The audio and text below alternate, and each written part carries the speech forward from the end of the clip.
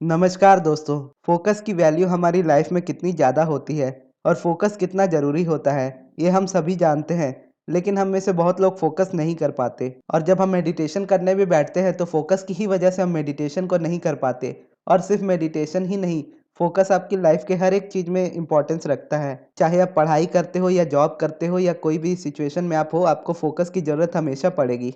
और कई बार हमारे फोकस की वजह से ही हम अपने थॉट्स को डायरेक्शन नहीं दे पाते, जिसकी वजह से हम जाने-अनजाने में रेजिस्टेंस को क्रिएट करते हैं और उन चीज़ों को अपनी लाइफ में आने से रोकते हैं जो मैनिफेस्टेशंस हमें चाहिए। तो इसीलिए आपकी लाइफ में से रेजिस्टेंस को हटाने के लिए और फोकस को अच्छा बनाने के लिए मैं अब्राहम हिक्स की एक टेक्निक लेकर आया हूँ आप सभी के लिए आज की वीडियो में। और ये टेक्निक अब्राहम हिक्स ने अपनी book ask and it is given में शेयर की थी। और इस टेक्निक का नाम है clearing the clutter for clarity. Abraham Hicks कहती है कि हम सभी एक वाइब्रेशन है और हमारे यूनिवर्स में हर चीज़ एक वाइब्रेशन से बनी है, चाहे वो आपके ईयरफोन्स ही क्यों ना हो। और हमारे आसपास की सराउंडिंग की हर एक चीज़ें हमारे वाइब्रेशन को कैरी करती है। कई बार हमारी वाइब्रेशन जो हमारे सामान कैरी करके रखते हैं, उनकी वजह से हमारी लाइफ में रेजिस्टेंस क्रिएट होता है। जैसे अगर आपका कोई अनफिनिश्ड काम है जिसे आपने पूरा नहीं किया है, या अगर आपका कोई उधार है जिसे आपने चुकाया नहीं है, या आपका कोई बिल है जो आपने चुकाया नहीं है, तो ये चीज़ें आपके फोकस को हमेशा उस साइड पर रखती है कि वो चीज़ें अभी भी आपकी लाइफ में पड़ी हुई है और उन्हें आपको हटाना है।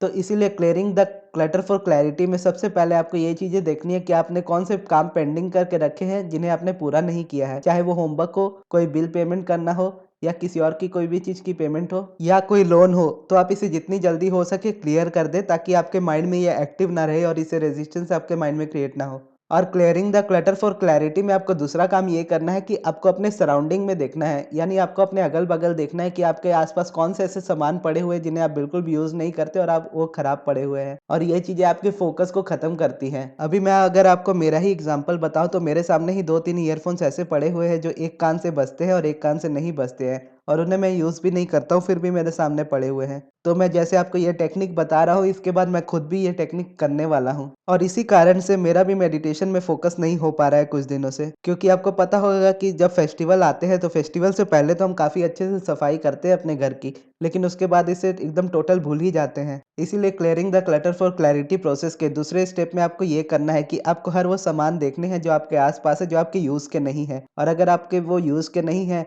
और लेकिन फिर भी काम करते हैं और किसी और के काम आ सकते हैं, तो आप उन्हें उसे दे दीजिएगा। अगर वो काम नहीं आते किसी के तो उन्हें फेंक दीजिएगा।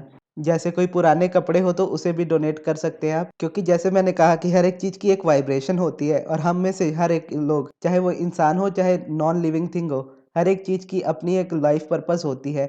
जैसे हमारी एक सोल पर्पस है कि हमें इस दुनिया में आए हैं तो हमें सबसे पहले खुश रहना सीखना है, वो हमारा सोल पर्पस है। लेकिन उसके बाद हमारा करियर भी आता है कि हमें लाइफ में क्या करना है, फिर रिलेशनशिप्स भी आते हैं कि कैसे हमें किसके साथ रहना है, किसके साथ नहीं रहना है। उसी तरह से हम अगर कोई सामान खरीदते हैं, यानी कोई कपड़ा खरीदते हैं, तो अगर वो कपड़ा अब हमें फिट नहीं आता या हम उसे यूज़ नहीं करते, तो हम उसके साथ गलत कर रहे हैं, क्योंकि उसका भी एक सोल पर्पस है। यानी वो कपड़ा बना है किसी के पहनने के लिए और हम उसे उसी तरह से रखे रहते हैं, जिसकी वजह से वो वाइब्रेशन को कैरी करता है और वो हमारा पर्पस भी पूरा नहीं कर पाता, और उसकी वजह से हमारे माइंड में भी नेगेटिविटी यानी रेजिस्टेंस क्रिएट होता है। तो इसीलिए आप इन सभी सामानों को जो आपके आसपास है, जो आपके यूज़ के नहीं है, तो उन्हें हटा दीजिए, ताकि जो वैल्यू उन्होंने आपको दी है वो किसी और को भी वो वैल्यू दे पाए। या अगर कोई वैल्यू के वो सामान नहीं है तो उसे फेंक देना इसीलिए अच्छा है, क्योंकि अगर वो आपके अगल-बगल रहेगा तो वो आपका ध्यान अपने तरफ खींचेगा, और इसी तरह से हमारा फ़ोकस बहुत ज़्यादा डिस्टर्ब होता है, क्योंकि हम अपने आप को बहुत सारी चीज़ों से घेरे रहते हैं। और जब हम मेडिटेशन करने बैठते हैं तो फिर हमें ये चीज़ याद आती है कि हमने ये काम पेंडिंग छोड़ा था, ये चीज़ मुझे करनी है, ये होमवर्क मेरा रह गया, और हमारे आसपास इतनी ज़्यादा चीज़ें होती है जिसकी वजह से हम मेडिटेशन नहीं कर पाते। क्योंकि जब आप देखोगे जो लोग मेडिटेशन करते हैं, यानी जो मंक्स होते हैं, वो मेडिटेशन करते हैं, तो उनके आसपास का आप माहौल देखोगे कि वो एकदम बड़ी सी जगह में बैठते हैं, एकदम खाली जगह में।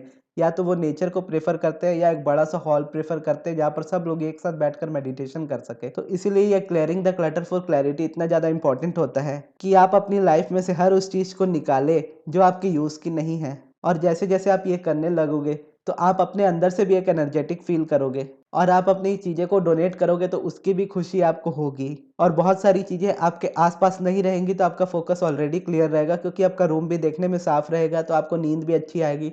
और किसी-किसी का होता है गुस्सा भी बहुत ज़्यादा जब आता है, तो वो भी clearing the clutter for clarity से ठीक हो सकता है। क्योंकि हमारा ध्यान हमारे आस-पास की हर जगह पर जाता है और जितनी भी चीज़ें हमारे माइंड के आसपास रहेंगी उतना ज़्यादा माइंड उन चीज़ों पर जाएगा और उतना ज़्यादा खुद को कंफ्यूज करेगा। और जितना कंफ्यूज आप होंगे अंदर से उतना ज़्यादा ओवरथिंक करेंगे, और जितना ओवरथिंक करेंगे आपको गुस्सा भी उतना ही ज़्यादा आएगा। तो अगर आप भी फोकस नहीं कर पाते या मेडिटेशन नहीं कर पाते तो इस clearing the clutter for clarity वाली टेक्निक का इस्तेमाल जरूर कीजिएगा। तो ये थी दोस्तों हमारी आज की वीडियो। आपको ये वीडियो कैसी लगी कमेंट बॉक्स में जरूर बताइएगा। अगर आपके कोई सवाल हो तो वो भी आप मुझसे पूछ सकते हो कमेंट बॉक्स में। और मैंने कुछ दिन पहले अभी Q&A की वीडियो बनाई थी, उसमें बहुत सारे क्वेश्चन का आंसर मैंने किया है। अगर आपने वो वीडियो नहीं देखी है तो वो आपके स्क्रीन के लेफ्ट साइड पर आ रही होगी, उस वीडियो को जाकर आप देख लीजिएगा। उसमें आपके बहुत से क्वेश्चंस के आंसर मिल जाएंगे। और इस वीडियो को यहाँ तक देखने के लिए बहुत बहुत धन्यवाद।